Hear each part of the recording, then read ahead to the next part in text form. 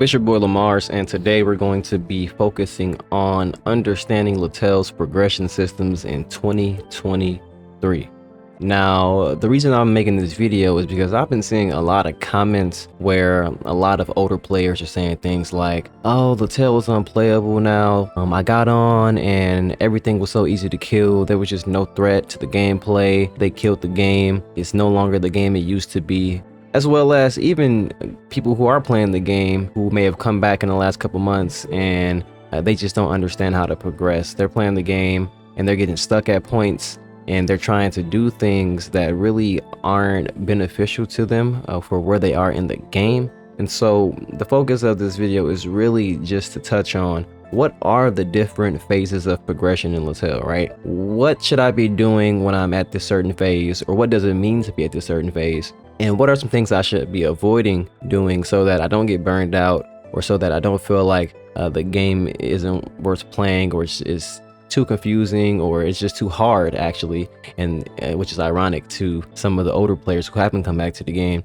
Yes, the game is extremely hard, as it's always been. It's just more so about when it gets hard and understanding how to get over some of those progression walls. So I want to break this video down into a couple sections. We're going to cover the tutorial of the game, then we're going to cover what I call the pre-game, focus on the early game, then we're going to get to the mid-game, where I actually consider myself to be in the game, and then the end game. And what's really important about these different phases of progression in LaTale is that these phases shift with every update, and LaTale's progression isn't as linear as you may think. Now, what I mean by the phases shifting with every update is that because this is a Korean MMO and a online game where the developers need to keep people playing the game, or the game needs to keep progressing as time goes on so that it doesn't remain the same, or so that it isn't boring long term, they have to keep adding content. And in adding content, let's say you were playing the game back in 2016 when the server first transferred over to Papaya Play, right? If you were to be what was considered in-game then, that might be considered what I would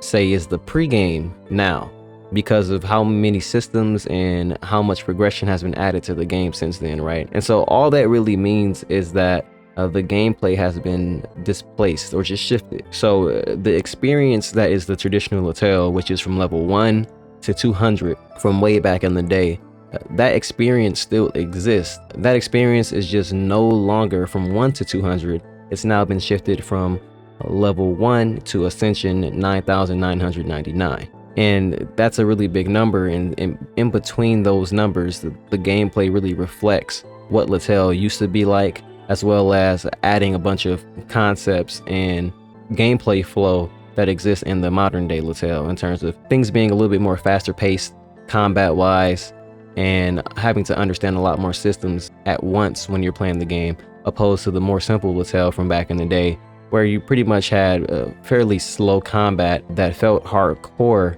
because of how slow it was. And it really was just a lot of time sinking into the game for the sake of keeping you from getting to the level cap of 200 as fast as possible.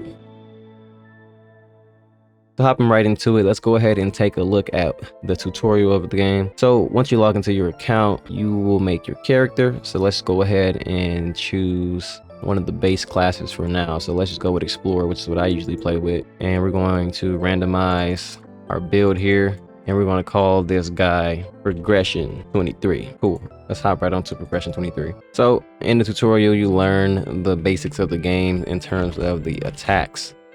Simple concepts, right? You're learning movement, you're learning combat, you're learning how to do quests very early on, and then you're learning that the game is centered around questing for the most part. That's how you're going to get a lot of things done in the game. So the game is establishing fundamentals here to prepare you for the long journey ahead.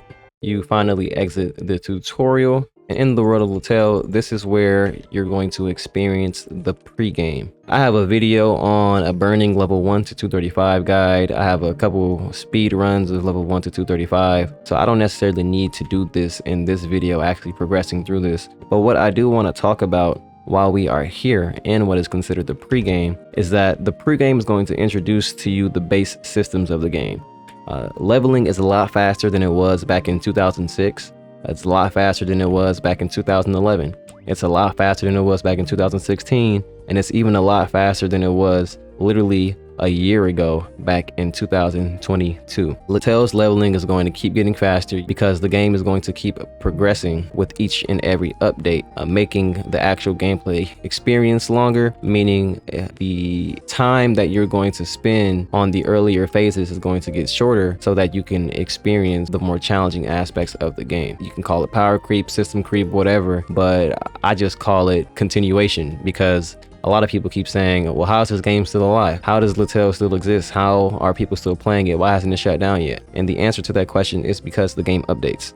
The game gets updates every other week in terms of maintenance, but in terms of actual content expansions and additional content to the game, every 3 months for the most part, LaTale is going to get a big expansion, and that expansion is going to shift what it means to be at each part of the game in itself, just because it generally adds new dungeons that are 200 or so levels beyond the previous set of dungeons that came out 3 months prior. So for many old players, it will feel like the developers killed the baby that you once knew, right?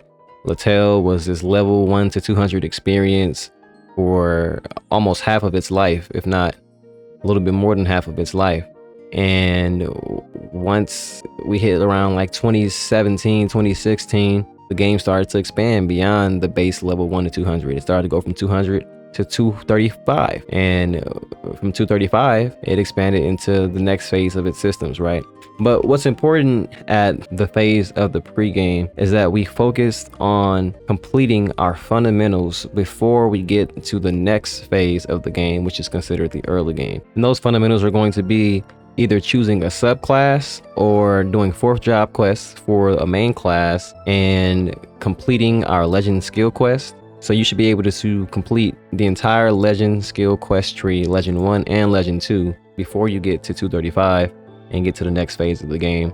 This is extremely important, and what's really cool about this is that in 2023 you are actually able to complete all of these dungeons and all of these quests to get the skills in one day. So prior to 2023, many of the dungeons that you would run for legend skills would only have 1 or 2 entries, and that would slow down the progress of doing the legend skill quest by multiple days.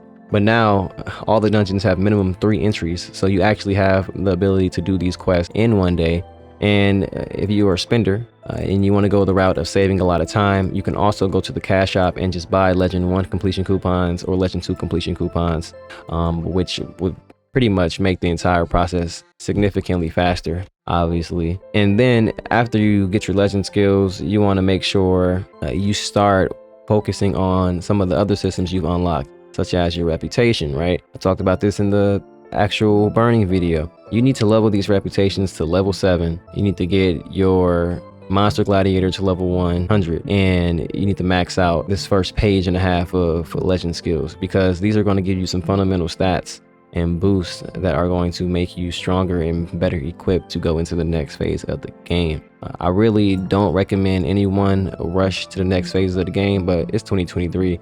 Most people are going to actually rush into these things and not care. So as you are approaching 235, you're also going to get your memorials unlocked, and your memorials are a system where you do monster elimination, boss elimination, 200 quests, easily obtain, reputation points obtain, and you're going to fill out these puzzle pieces and get some extra stats to assist you. And this system expands all the way into some of the mid game and late game, so that it's continuous and not something that's just thrown at you. Another system is the runestone system. You start getting access to these runestones that you can unlock and consume and re-roll as well. I talked about all these systems in the burning video. And so in this pre-game phase, you've pretty much learned some of the basics of the game when it comes to crafting, achievement systems, illustration book with monster cards and item codex. These are things that are very easy to look over and skip, but in filling these out and getting these systems to 90% is really going to help you long term, so that when you reach some of the walls that are hard to get over, it'll give you that necessary boost that you need,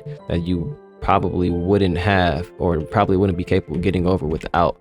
And that's the thing about this. This content is not optional, right? You can delay how long you want to go through this content, or you can delay the process of actually completing it but it's not optional. There's no amount of money you can spend. There is no cheat code where you think you're going to get to the mid game and the late game without doing these systems. I'm telling you right now, it is not possible, and there isn't anyone who plays this game who has skipped these systems that is currently an in-game player. There's no one. Every in-game player in the game has these systems flushed out to some extent. They didn't skip them, all right? So you want to make sure you're focusing on those systems. Also, the summonables, you start getting access to summonables. You can start the taming process for some of these summonables and do their quest lines. 205 is where it starts for Guardian, but you wanted to get that done. This is also another damage boost that you can use once you start getting into some of these harder dungeons and harder content when you get to the next phase of the game. For the most part, I think that's going to cover the pre-game. Not that complex, but what I really want to emphasize is the pre-game is not going to be very challenging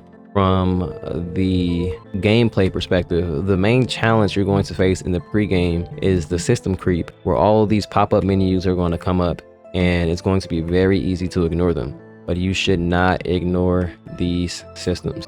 All right, the next phase of the game I want to get into is what I consider the early game.